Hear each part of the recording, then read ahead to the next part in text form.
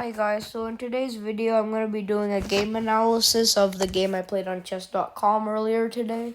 So in this game I have 96.4% accuracy and my opponent has 82.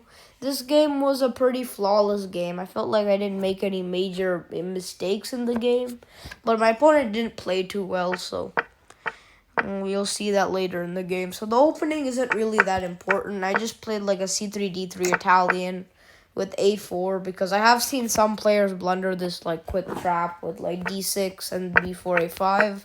This works on really only lower rated players, but you also have ideas of pushing b4 even if they play something like a6 just to gain space. So it's kind of like you can either go for the kingside attack with castles, knight d2, rook e1, knight f1, knight g3, and try and move your pieces towards the king side, or you can try and expand on the queen side and play slightly positionally. So yeah, and here he played the move knight g4, which kind of just lost a tempo because after I castled, he decided to not take. I thought the idea behind knight g4 was to take on f2, but even taking on f2 isn't a good move because I win 2 pieces for the rook and pawn. So yeah, he just moved back because I guess he realized that trading the knight and bishop for pawn and rook wouldn't be the best trade. So yeah, I just gained a tempo.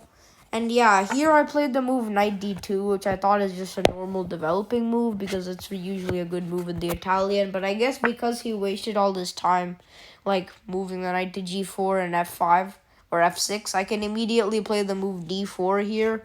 And the engine approves of this because after takes, you attack the bishop.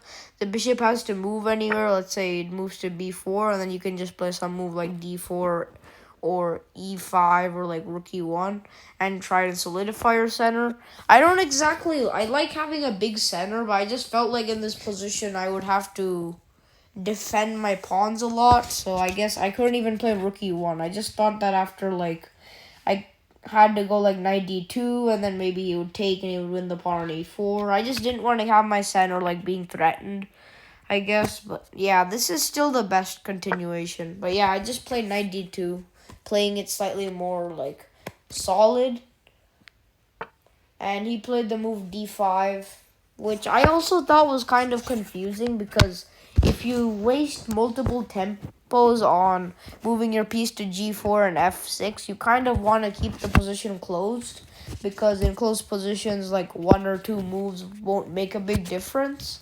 But if your development is lacking in an open position, then the side that has the better development will have an advantage in the game, which is what happened in the game. So I took on d5, knight takes, and I played rook e1. He played knight f5, which is another move I didn't expect, but I guess it does attack the pawn on d3. But yeah, I just simply played the move knight e4, attacking the bishop on c5, and connecting the queen to the pawn on d3, so now it's defending the pawn on d3. He played the move bishop b6, which is another inaccuracy, but I thought it was a pretty good move during the game. But yeah, I just played the move d4 here, which tries to undermine the center.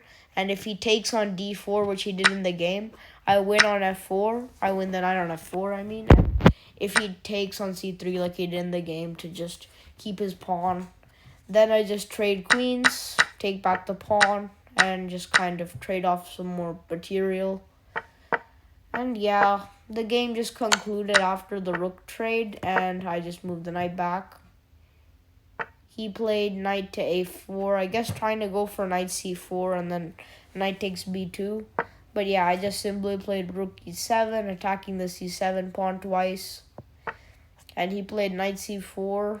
I took on c7, and he blundered the rook, and I guess he resigned after bishop takes d8. And yeah, he can't even take back the bishop because, like, he can, but, like, I win the bishop back here, so, yeah. So, yeah, it's just completely lost here. There's nothing black can do. Like, yeah, after takes, rook, check, I just win the bishop, win all the pawns, and promote my a-pawn. So yeah, that's today's game that I played on chess.com. Hope you found this very instructive, and see you guys in the next video.